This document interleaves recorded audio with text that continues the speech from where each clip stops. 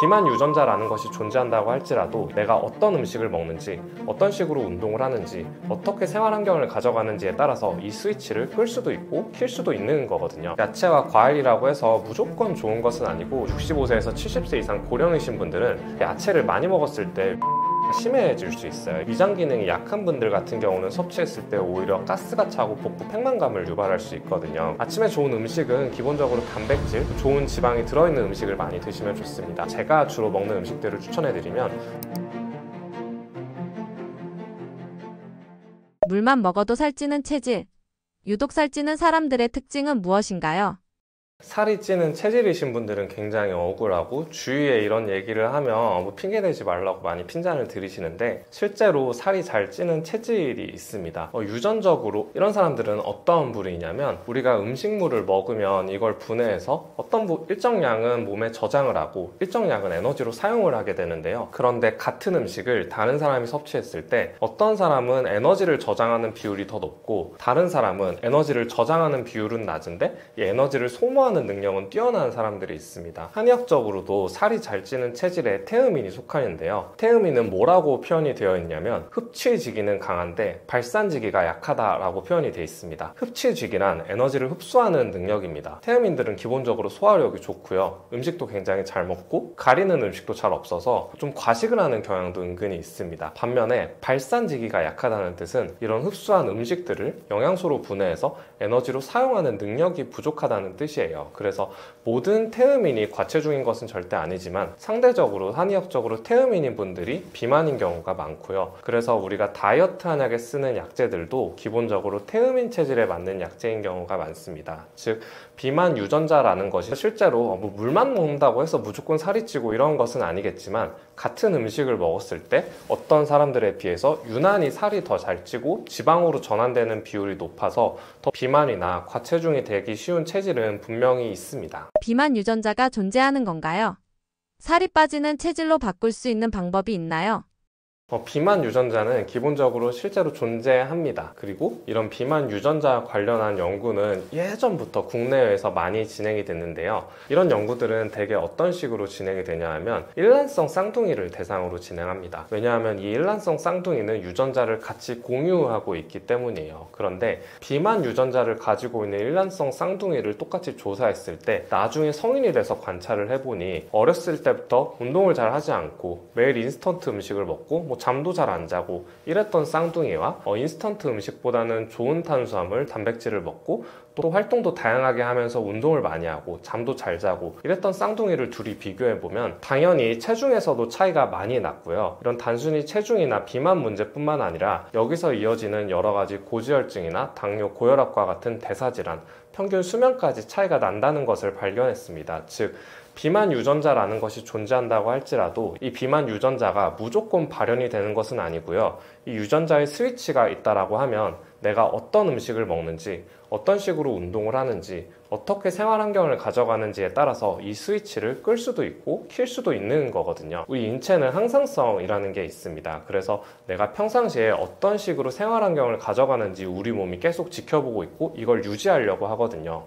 매일 인스턴트를 먹고 운동을 하지 않고 가만히 있는 사람들은 우리 몸은 움직일 필요가 없으니까 굳이 에너지를 쓸 준비를 하지 않아도 되고 에너지를 받아들이면 그냥 저장을 하면 되겠다라고 하니까 점점 살이 찌는 체질로 돼가는 거고요. 이런 행동들이 바로 비만 유전자의 스위치를 계속 켜고 있는 것입니다. 이게 살이 찌는 체질로 돼가는 과정이겠죠. 그런데 반대로 내가 비만 유전자를 가지고 있다고 할지라도 좋은 음식을 먹고 운동을 많이 하고 활동도 많이 하고 이렇게 되면 우리 몸은 항상 에너지를 쓸 준비를 하게 됩니다. 이런 식으로 생활 환경을 가져가게 되면 비만 유전자의 스위치를 켜지 않고 끄는 방향으로 작동을 하게 되거든요. 그래서 다이어트를 할 때도 기본적으로 단순히 굶거나 아니면 운동을 많이 해서 몇 킬로를 빼고 이런 것이 중요한 게 아니라 내가 비만 유전자를 가지고 있고 비만 유전자의 스위치를 킨 살이 찐 체질에서 이 스위치를 끄도록 하는, 그래서 우리가 다이어트를 할 때도 단순히 음식을 굶어서 아니면 운동을 과도하게 많이 해서 몇 킬로를 빼고 이런 것이 중요한 게 아니라 운동이라던가 식단이라던가 수면 이런 전반적인 생활 환경을 개선함으로써 이 켜진 비만 유전자라는 스위치를 끄는 방식으로 다이어트를 하면 단순히 살을 뺄 수 있을 뿐만 아니라 살이 찌는 체질에서 살이 잘 찌지 않는 체질로 몸이 바뀔 수 있습니다. 근력 운동과 유산소 운동의 차이가 무엇인가요? 어느 운동이 다이어트에 더 효과적이라고 보시나요? 기본적으로 운동을 할 때 목적이 다르다고 생각을 하시면 좋은데요. 근력 운동과 유산소 운동은 실제로 같은 운동이라고 할지라도 에너지 대사 과정이 다릅니다. 그래서 우리 몸에 작용하는 방식도 다르게 되는데요. 쉽게 표현하면 유산소 운동은 심폐지구력을 기르고 체력을 증진하는 목적이라고 생각을 하시면 좋고요. 근력 운동은 말 그대로 우리가 가지고 있는 힘, 파워라고 하죠. 이 힘을 길러서 근육 자체를 키우는 운동이라고 생각을 하시면 됩니다. 다이어트는 기본적으로 체중을 감량하는 거잖아요. 체중 감량을 할 때는 근력 운동이 아니라 유산소 운동을 위주로 해야 하고요. 다만 나의 목적에 따라서 근력 운동도 적당히 병행을 하는 게 좋습니다. 어떤 뜻이냐면 다이어트를 할 때 많은 분들이 걱정하시는 게 체중과 체지방은 빠지면서 근육량은 늘었으면 좋겠어 라고 생각하시죠. 그런데 사실 그건 불가능하고요. 근육량도 어쩔 수 없이 체중이 빠지면서 감소를 하게 됩니다. 그런데 이때 뭐가 중요하냐면 체지방이 빠지는 것보다 근육량이 더 많이 빠지면 안 되거든요. 이건 체중이 감량된다고 할지라도 사실 건강에도 좋지 않고 외관적으로도 살을 뺐을 때 본인이 원하는 모습이 나오지 않을 가능성이 높습니다. 그래서 실제로 현역에 계신 보디빌더들도 어떤 식으로 운동을 하냐면 그분들이 기본적으로 몸이 굉장히 크시잖아요. 근데 그게 살을 빼면서 동시에 근육을 키우는 게 아니라 1년에 한 번에서 두 번 정도씩 다이어트를 하세요. 다이어트를 할 때는 체지방과 체중도 빼고 이때 운동을 하시긴 하지만 단백질량도 줄면서 근육량도 약간 빠집니다. 다이어트를 한 다음에 몸을 키우는 벌크업 단계로 들어가게 되거든요. 이때는 탄수화물도 좀 섭취를 많이 하게 되고 단백질도 많이 섭취를 합니다. 그런 다이어트라고 하는 커팅과 그 다음 이제 근육을 키우는 벌크가 계속 반복이 되면서 몸이 점진적으로 커지는 거예요. 그래서 다이어트를 할 때 어떤 식으로 하면 좋냐면 유산소와 무산소를 적당히 섞어서 하시면 좋은데요. 유산소 운동 같은 경우는 기본적으로 체력을 올리고 칼로리를 감소시키는 효과가 있고요. 근력 운동은 적당량 하게 되면 근육량이 빠지는 것을 어느 정도 줄여줄 수 있습니다. 이때 단백질 섭취도 굉장히 중요해서 무조건 굶기보다는 탄수화물을 줄이고 단백질을 많이 섭취하시라고 하는 이유가 이것 때문이거든요.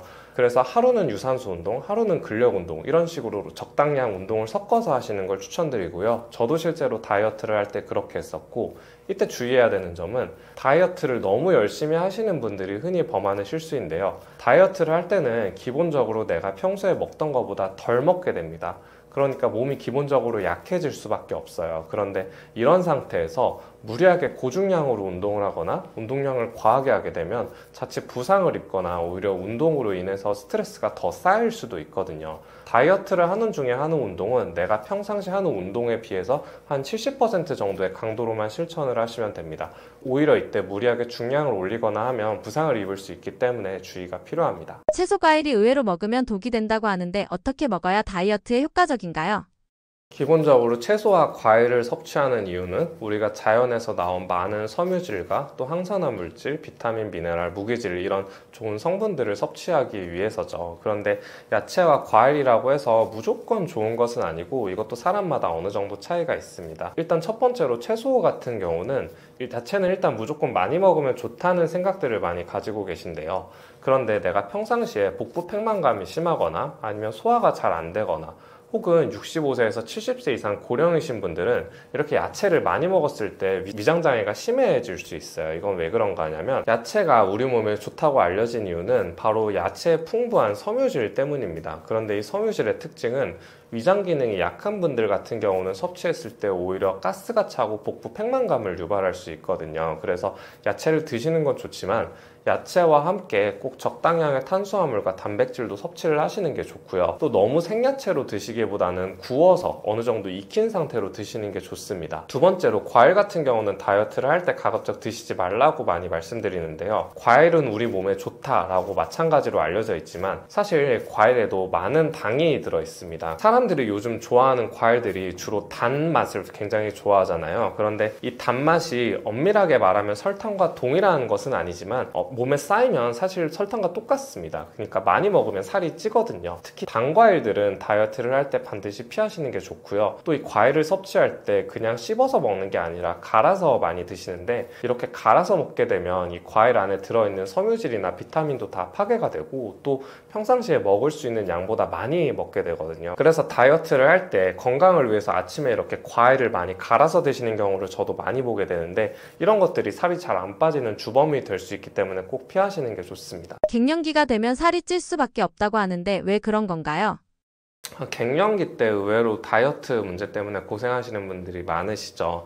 이때는 여러 가지 생리적인 현상이 발생하면서 예전에 비해서 똑같이 음식을 먹는데도 살이 더 찌거나 혹은 다이어트를 하는데도 다이어트가 잘 되지 않거나 이러한 문제들이 많이 발생합니다. 기본적으로 호르몬 변화가 굉장히 크죠. 우리 여성 호르몬인 에스트로겐이 감소하면서 살이 더 잘 찌는 체질로 변화를 하게 되고요. 그 다음으로는 갱년기에 발생하는 여러 가지 상황적인 특성을 고려해 보면 좋은데, 이때는 기본적으로 나이가 들면서 20, 30대에 비해서 기초대사량이 감소하게 됩니다. 기초대사량이란 내가 특별히 어떤 활동이나 에너지를 쓰지 않아도 내가 그냥 가만히 숨만 쉬고 있어도 하루에 소비하는 칼로리예요. 그런데 당연하게도 노화가 진행이 되면 될수록 이런 기초대사량이 감소하는 문제가 있고요. 그 다음으로는 갱년기이신 분들은 굉장히 스트레스도 많고 또 수면 문제도 겪으시는 분들이 많죠. 똑같은 스트레스가 들어와도 예전에 비해서 굉장히 민감하게 받아들이는 경우가 많습니다. 그런데 의외로 스트레스를 많이 받으면 살이 잘 찌게 됩니다. 스트레스를 단기간 많이 받게 되면 살이 빠지게 되는데요. 이게 만성 스트레스로 이어지게 되면 오히려 살이 더 찌게 되고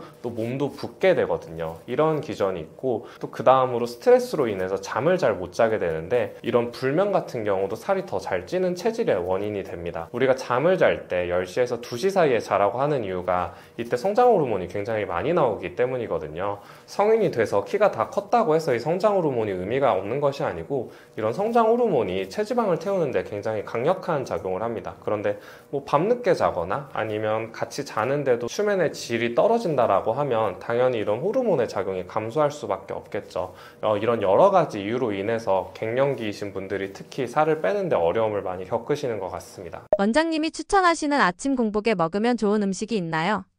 일단 아침에 제일 먹으면 안 되는 음식은 정제 탄수화물이고요. 정제 탄수화물이라고 하면 여러분들이 많이 드시는 아침에 먹는 빵, 디저트, 토스트 같은 것들에 굉장히 많이 들어있어요. 이런 음식들의 문제점은 바로 혈당 스파이크를 유발한다는 것인데요. 혈당 스파이크가 나타나면 어떤 문제가 있냐면, 아침을 먹고 나서 출근을 할 때까지는 괜찮습니다. 이런 음식들은 먹고 나면 혈당을 급격하게 올려줌으로 인해서 좀 힘이 나게 되거든요. 그런데 한두 시간이 지나고 나면 혈당이 갑자기 급격하게 떨어지게 돼요. 그러면 이때부터 갑자기 극심한 허기짐을 느끼게 되고 또 피로감도 몰려옵니다. 아직 아침 시간이 얼마 되지도 않았는데 벌써 이런 식으로 몸이 작동을 하게 되면 하루 전체를 날리게 되거든요. 또 극심한 허기짐 때문에 점심에 오히려 폭식을 하게 되는 경우도 많이 보게 되는 것 같습니다. 그래서 이런 정제당을 반드시 피하시는 게 좋고요.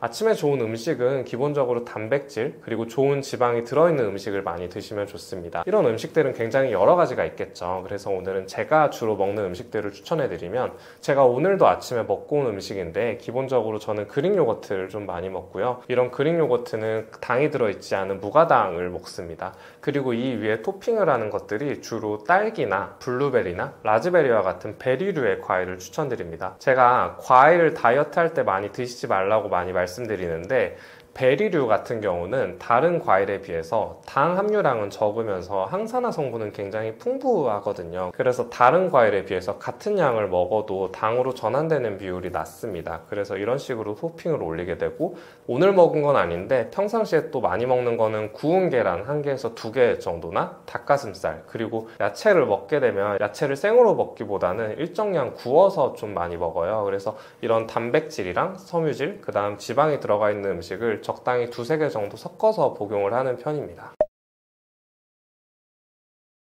제가 건강에 관련해서 인터뷰를 할 때마다 말씀드리는 건데, 사실 건강이라는 건 내가 생각만 하는 게 아니라 실천을 해야 되거든요. 오늘 말씀드린 여러 가지 생활 습관, 수면, 운동하는 거, 다이어트, 자율신경질환, 또 비타민 C까지 이런 것들을 사실 듣기만 하면 여러분의 몸이 바뀌지 않습니다. 이 중에서 이걸 다 할 수는 없고요. 사람마다 본인이 가지고 있는 체력이나 상황이나 여건이 다르니까요. 그런데 예를 들면 나는 피로감이 심한데 비타민 같은 거 한 번도 안 먹어봤어. 이런 분들은 비타민 C를 한번 드셔보시면 좋겠고요.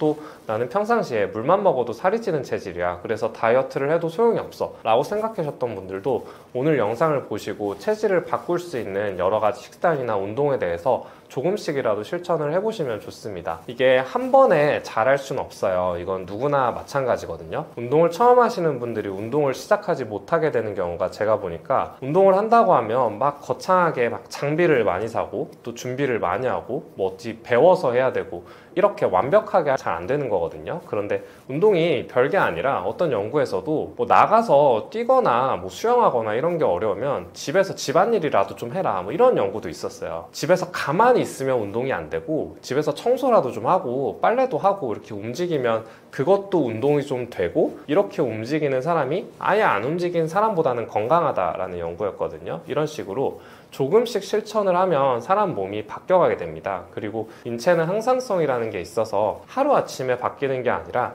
점진적으로 습관화하면서 바뀌게 돼요. 이렇게 습관화하는 기간은 최소한 3개월 이상의 시간이 필요합니다. 당장 뭘 했다고 해서 내 몸에 큰 변화가 나타나지 않는다고 이게 의미가 없는 게 아니거든요. 그래서 오늘 알려드린 여러 가지 방법들을 스스로 꼭 해보셨으면 좋겠고요. 오늘 여러 가지 건강 상식에 대해서 최대한 일반인 분들이 알기 쉽게 비유적인 표현을 많이 들어가면서 설명을 해드리려고 노력을 했는데 이해가 잘 되셨을지 모르겠습니다. 제가 유튜브 채널을 운영하고 있는데 제가 오늘 설명을 드리면 최대한 어려운 내용은 좀 빼고 일반인 분들도 건강에 대해서 이해하기 쉽게 비유적인 표현을 많이 들어서 설명을 해드렸는데요. 제가 따로 유튜브 채널을 운영하고 있는데 여기서는 조금 더 딥한 이야기들, 정확한 생리학적인 기전이라던가 질환이라던가 치료법 이런 것들에 대해서 다루고 있으니까 이런 좀 표면적인 이야기를 넘어서서 건강에 대해서 조금 더 깊게 이해하고 싶으신 분들은 저희 채널에 오셔서 여러 가지 영상들을 통해서 공부를 해보시면 더 건강이 증진되는 데 도움이 되지 않을까 싶습니다. 궁금하신 점이 있으시다면 댓글로 남겨주시면 제가 보고 답변을 드릴 테니까 얼마든지 남겨주시고요.